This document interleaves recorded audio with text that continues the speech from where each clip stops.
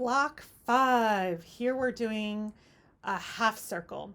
And there's directions if you scan the QR code in your pattern to go directly to the directions on how to sew it. Really, it's just about sliding the ruler over, or the template, I'm sorry, over the folded edge by a 1/4 inch, because you need to get rid of a 1/4 inch on one side.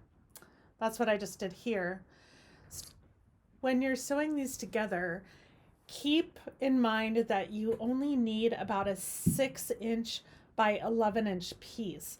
So you don't have to build tall and wide. You're just get that 5.5-inch or 6.5-inch height, and then build in width.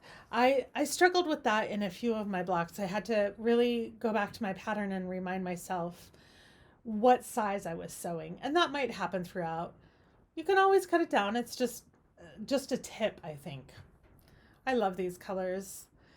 These colors are what started my whole trip down this method, because I saw this beautiful, beautiful pink and orangey color moth and I fell in love with it. And now we have I Can Fly Quilt.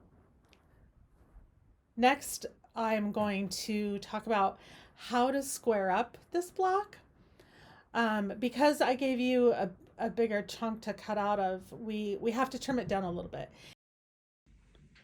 Let's talk about squaring up. We've got this half circle that we're doing on one of the moths. The first thing I'm going to do, I know my edge is straight, so I'll use the lines on my ruler. Now, I want to make sure that I get that right there on the edge of my curve. See how it's a little too far out? We just want a 1/4 inch. So now I'll go ahead and trim that.